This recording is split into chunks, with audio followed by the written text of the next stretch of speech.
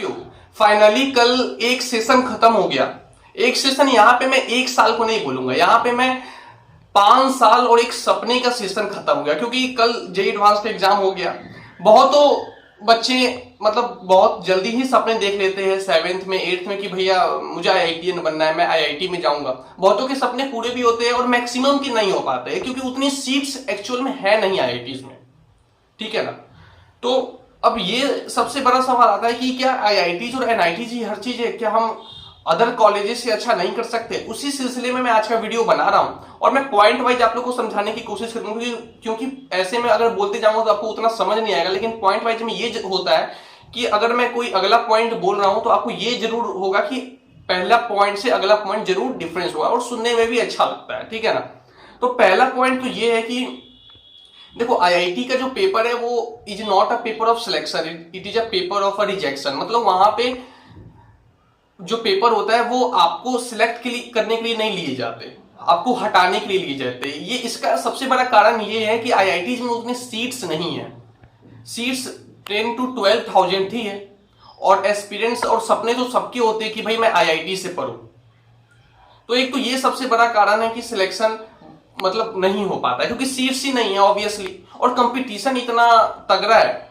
जो कि मैं दूसरे पॉइंट में आपको बताना चाह रहा हूं कि जो इतना जो कंपटीशन है आज, आप देखो गांव गांव तक सबको पता चल गया है कि आईआईटी क्या होता है। आईआईटी के बारे में सारी चीजें यूट्यूब के जरिए अब हर जगह पहुंच चुकी है। सब लोग चाहने लगे हैं कि मैं आईआईटी में जाऊं। पहले क्या होता था, इतना इसका नहीं था। हालांकि पहले से, बहुत पहले से मतलब आईआईटी तो अब तो खैर बहुत पॉपुलर हो चुका है, लेकिन अब और भी ज्यादा गांव गांव तक चला गया है और कंपटीशन भी बढ़ गया है। पहले आप सुनते होंगे आपके पापा ये लोग के टाइम पे पहले आईटीआई का बहुत ज्यादा नाम था। आप अगर आज भी अपने रिलेटिव्स को बोलते होंगे तो मतलब बहुत लोग नहीं जानते होंगे कि आईआईटी, लेकिन आईटीआई को सब जानते होंगे, ठीक है ना।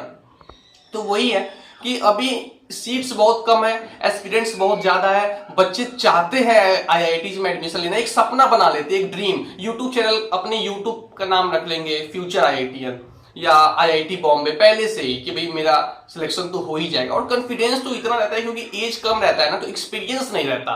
15 साल 16 साल 17 साल में हमारे पास एक्सपीरियंस नहीं रहता कि आगे क्या होने वाला है। बस हम जो सोच लेते हैं वो करना चाहते हैं। और 10th में तो सब सुपर हीरो रहते हैं, 10th में इतने अच्छे अच्छे मार्क्स आए रहते हैं, तो सब सुपर हीरो अपने आप को समझते हैं और सोचते हैं कि भाई मेरा सिलेक्शन हो जाएगा। लेकिन अब ये मैं इसलिए ये वीडियो बना रहा हूँ क्योंकि 10 लाख बच्चे हैं और 10,000 को आईआईटी में सीट मिल जाए, तो बाकी के 9,90,000 बच्चे तो आईआईटी में नहीं जा पाए ना। तो वो तो मुझे सुन रहे होंगे या वो भी सुन रहे होंगे जो आईआईटी में हो सकता है कि एडमिशन हो जाए, अभी काउंसलिंग स्टार्ट होगी उसके बाद। लेकिन मुद्दे की ये बात है कि सपने तो कितनों के टूटे हैं, क्योंकि कल एडवांस का पेपर था, बहुतों के अच्छे गए, बहुतों के अच्छे नहीं गए। उससे पहले मेंस का एग्जाम हुआ, मेंस में भी बहुतों के अच्छे पेपर गए, बहुतों के नहीं गए। लेकिन सपने सब देखते हैं। आप अकेले कोटा की बात कर लो तो 2 लाख बच्चे वहां तैयारी करते हैं। तो क्या कोटा जाने का मतलब ये होता है कि मेरा सिलेक्शन हो ही जाएगा? ऐसा बिल्कुल भी नहीं। अगर कोटा के किसी इंस्टीट्यूट में 20,000 स्टूडेंट्स हैं तो मुश्किल से 700 to 800 स्टूडेंट्स का सिलेक्शन होता है फॉर आईआईटीज, ठीक है, और 1000 के अप्रोक्स एनआईटीज का, और बाकी के 18,000 बच्चे वहां भी सिलेक्शन नहीं ले पाते हैं, ठीक है ना।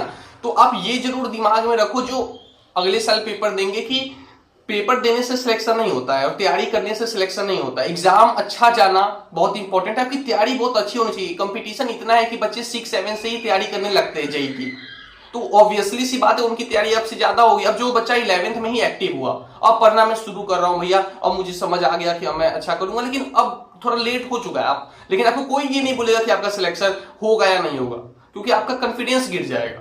आप एग्जाम दोगे, आपको खुद ही पता चल जाएगा कि मैं कहां हूं। जब इंडिया लेवल के हम किसी एग्जाम में बैठते हैं तब हमारे को अपने बारे में पता चलता है। उससे पहले जब हम स्कूल में रहते हैं तो कितने होते हैं, 50 बच्चे 60 बच्चे में हम एग्जाम दे देते हैं, टॉप 10 में आ जाते हैं या टॉप 20 में आ जाते हैं। लेकिन जब आप इंडिया लेवल पे पहुंचते हो जहां 10 लाख बच्चे और वहां 10,000 में आना है, तब असली दुनिया का पता चलता है।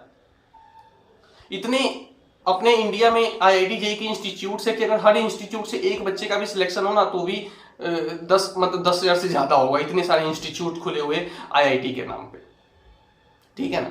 आप ये तो देखो यार, आप अगला पॉइंट ये है कि आप ये देखो कि आप इंजीनियरिंग कर रहे हो, आपके पास ये ऑप्शन तो है ना कि अगर आईआईटी एनआईटी में सिलेक्शन नहीं हो पाया तो आप प्राइवेट से तो इंजीनियरिंग कर सकते हो। लेकिन आप ये सोचो जो बच्चे नीट देते हैं उनके पास क्या ऑप्शन है, या तो सिलेक्शन हुआ या तो ड्रॉप करेंगे, प्राइवेट में जाने का वहां कोई चांस नहीं, बहुत कम चांस है। 1 करोड़ फीस किसके पास है यार? मिडिल क्लास फैमिली में 1 करोड़ पैसे देना आसान नहीं होता। या तो रसिया, आप दूसरे देश जाना कोई चाहता नहीं, रसिया में 20 to 25 लाख में आप डॉक्टर बन सकते हो। इंडिया में अगर प्राइवेट से डॉक्टर बनना है तो 1 करोड़ लगेंगे और सिलेक्शन होता नहीं है। 700 मतलब 500 600 कट ऑफ ही जा रही है 720 के पेपर में।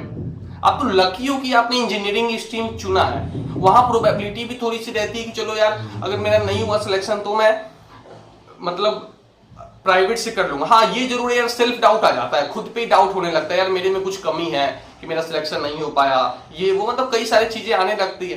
कोटा फैक्ट्री अगर आपने देखोगे तो उसमें भी ये बात उन्होंने कहा है, ठीक है ना। लेकिन ये मतलब नहीं है कि आपका अगर सिलेक्शन नहीं हुआ तो आप अच्छा नहीं कर सकते हो, ठीक है ना। ये लाइफ का फर्स्ट फेज था, इस फेज में हो सकता है आप उतना अच्छा परफॉर्म नहीं कर पाए, लेकिन लाइफ में अभी और भी फेजेस आने वाले, कॉलेज लाइफ हो या जब आप जॉब करोगे तो हो सकता है आप किसी और चीज में ज्यादा अच्छे हो। पढ़ाई में अच्छे तो थे आप, तो हो सकता है कि वो जिसका सिलेक्शन हुआ है वो किसी और चीज में आपसे बेहतर ना हो, उस चीज में आप उससे ज्यादा बेहतर हो।